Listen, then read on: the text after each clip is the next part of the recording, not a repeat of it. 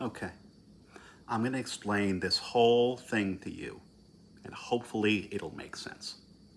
A universal truth that exists across all cultures and domains. Everything exists in time. Those are all simple words. Everything exists in time. But that might be confusing. What does that mean? What year is it right now? What month? What day? What week? That's what everything exists in time means. And it's really important. But once you understand that truth, that everything exists in time, a lot of stuff makes a lot more sense. Here's what I mean.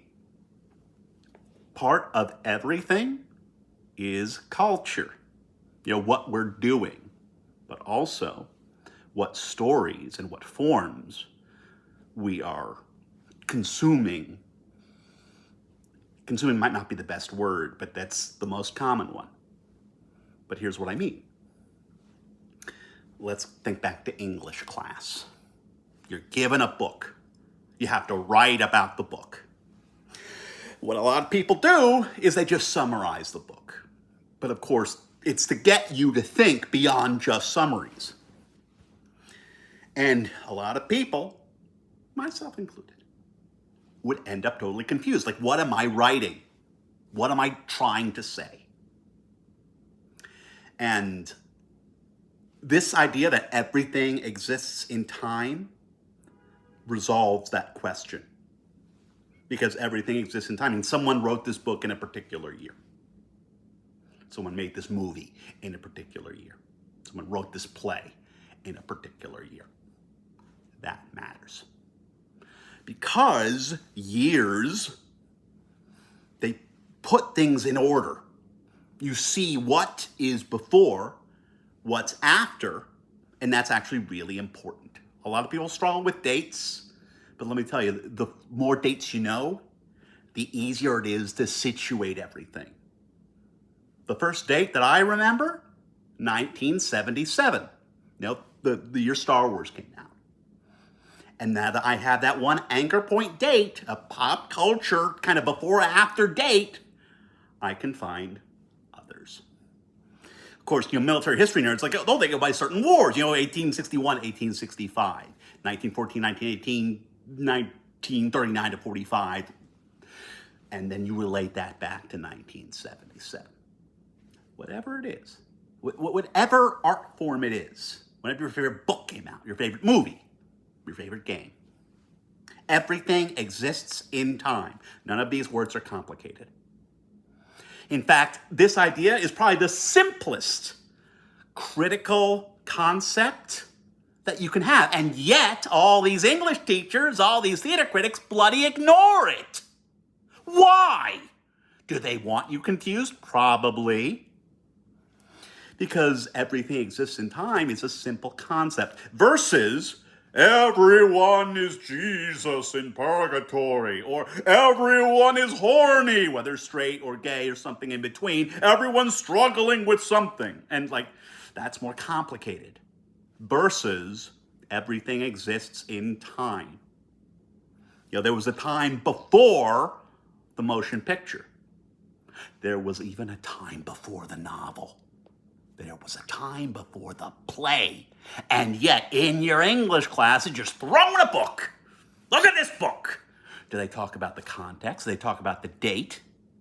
Do they talk about the author and his life? Not as a criticism, a theme, or an idea. Of course, ideas exist in time too.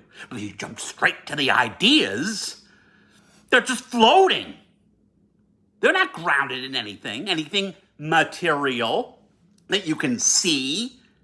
Ideas, they're just words put together, kind of like a novel. There was a time before the novel. People thought that, what are all these kids reading novels for? And that was 200 years ago, 250 years ago. That might be a relevant date. Versus, what does this say about the human condition? I don't know, but what it can say, what does it say about the human condition at this time. There's a term for this. The idea everything exists in time.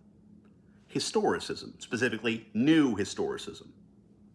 That you look at the historical context of the thing itself, because it might be different or even not exist if made at a different time. And it's a really great way to categorize all of existence, all culture, all art. Start with the historical. History isn't just, stuff like that. Which place owns which color? Who's the funny hat guy in power? Which army? Who's the best army?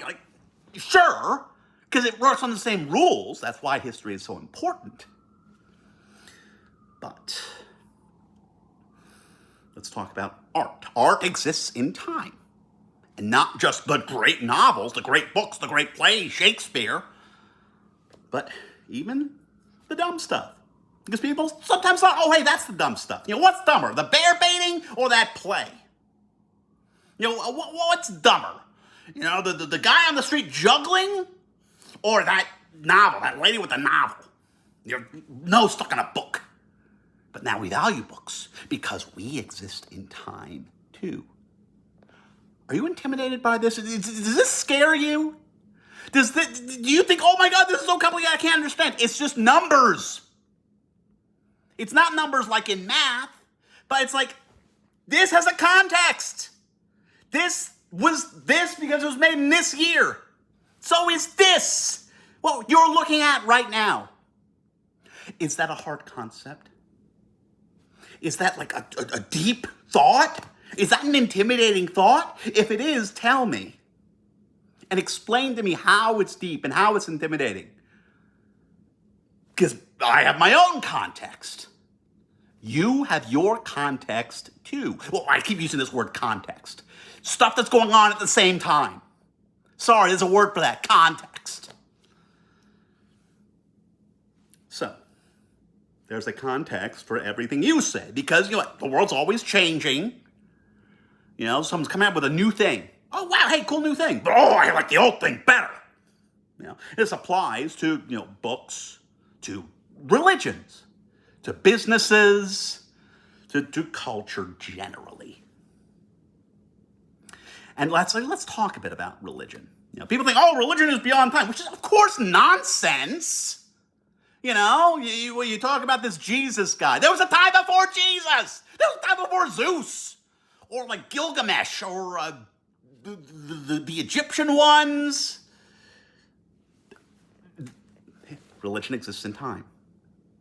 When you go to your services, someone decided to make it that way. Someone decided this is the books we're reading. These are the stories we care about.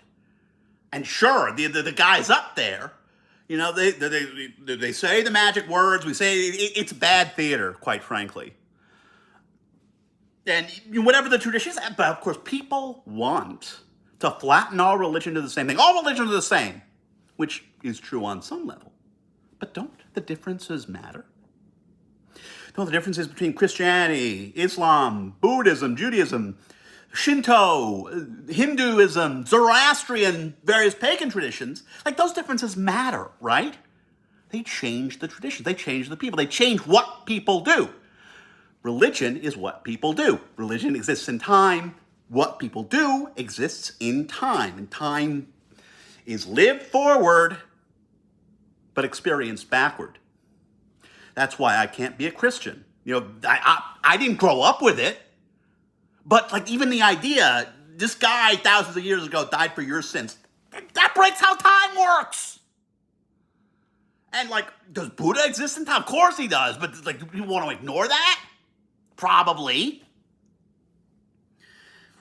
Well, I might be saying everything exists in time. That might sound like some scary words. Dialectical materialism. Well, it's certainly materialistic. It's grounded in the material world, rather than the world of ideas. I don't know if it's dialectical. We don't have to go into that. That's just jargon. Everything exists in time is not jargon. But I'm talking about this highfalutin stuff, school culture, religion. let's talk about pop culture. Pop culture exists in time. There was a time before movies. There was a time before recorded sound. Like, everyone goes, oh yeah, this record. There was a time before records. You got your music from sheet music that you buy. People act like, music was eternal, which is true. But the way people got music was different. The piano wasn't always the piano. There was the harpsichord and like the hammered dulcimer. Music exists in time. What about our time? What about the world we live in now? The world we remember? What do people do with what they love? What do people love? What are they drawn to that they choose? They choose, which is a big part of it. I want to compare two, maybe three. I talked about 1977 earlier. The Star Wars year. It's important. Even if you don't like Star Wars, fine, that's not a problem. But what's important about Star Wars isn't just the movie itself.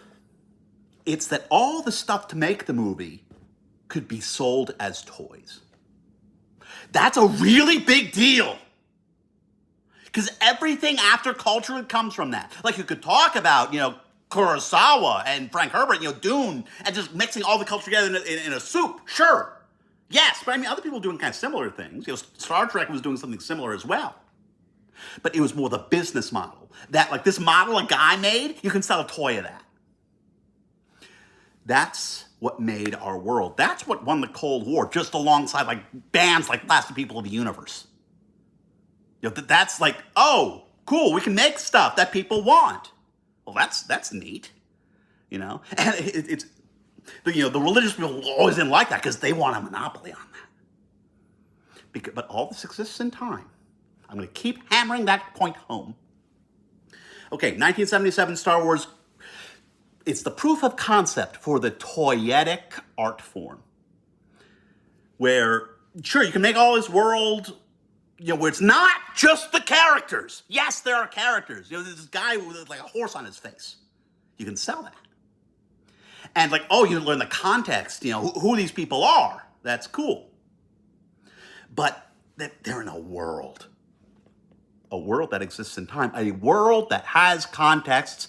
Characters need contexts. Characters don't exist in a blank void. People don't exist in a blank void. What do you think context is?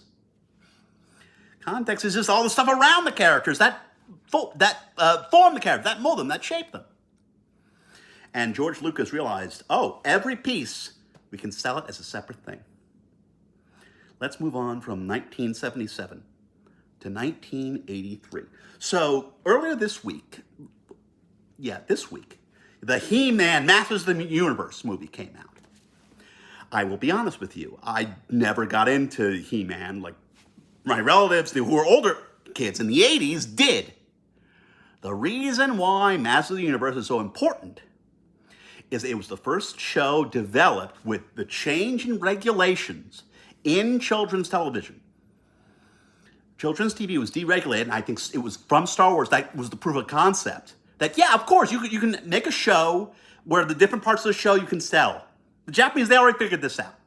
They figured it out decades ago, with like Gundam and Kamen Rider, and now they're big industries. So, one of the very few good things Reagan did, which destroyed his whole system, and he didn't realize he did that, was the deregulation of children's media, where it can be toyetic. But of course, He-Man Masters of the Universe, everyone's been trying to do something with it. Frankly, personally, the only thing that came out of that was any good was that lesbian kids show, She-Ra, from 2017, like 2021, N.D. Stevenson. It's great. It's fantastic. It's the only He-Man thing I care about. But that's where it really started. That's the only reason why people remember it, because it's the first one. First mover advantage. And we know this because later properties made in the same vein were all much more successful artistically, creatively. Later generations, they have their Transformers, their Ninja Turtles. They were more successful. Because with He-Man, what? It's Edgar Rice Burroughs Barbarians with Star Wars stuff. There's not a lot there. I'm sorry. It's all a big joke. It's all just it was all made to sell toys. Which I don't think there's anything wrong with that. What? It's almost like what? Vertical integration of the production process. Everyone wins. There's nothing wrong with that. But it still needs to have quality. And He-Man doesn't have that. All it has is nostalgia. And I know this because the next big toy thing, Transformers. I couldn't get into Transformers either. I like trains. I was a train kid. I had my own version that was totally different. It's a separate conversation, which we can definitely have. And I think it's really interesting. Anyway, Transformers. I never got into Transformers. I didn't like the robots. I was a Sonic kid, so robots are bad. That's probably had something to do with it. But you talk about characters. Yeah, you got Optimus Prime, Megatron, and like Starscream or whatever. But it's not, which character is your favorite? That's a big deal. You talk about the toyetic thing, that's huge. Both from like a sales perspective, make new toys, make new characters. But it's not everyone's getting Optimus Prime. Not everyone's getting Megatron. Not everyone's getting Starscream. They got your own little ones. That matters. That is a vital detail. And if you miss that detail, you actually understand why He-Man is so locked into the early 80s. Whereas Transformers and Ninja Turtles, they can reiterate more. Whereas Masters of the Universe, He-Man can't really do that. Because the details, the individual details matter. Let's go for the decades.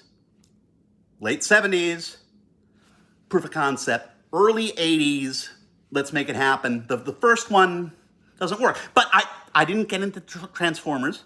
There was the Michael Bay movies. I thought, this is really silly. But here's what won me over. Transformers 1, the animated movie made last year. I saw it. I was like, I like the trail. I was like, this is neat. Oh, wow, it exists on its own terms now. I see the appeal. I get it now. I love the colors. I love the characters. I love the dynamics. I see why people care. The He-Man movie didn't do that. It was just all milking nostalgia. There's a difference. The individual details matter. They matter because everything exists in time. Because life is experienced forward. Like they saw, hey, He-Man, I don't know, let's build on this concept and make it better. That's existing in time. So you've got the 80s, Transformers, G.I. Joe, Ninja Turtles, and then you've got my generation, Pokemon.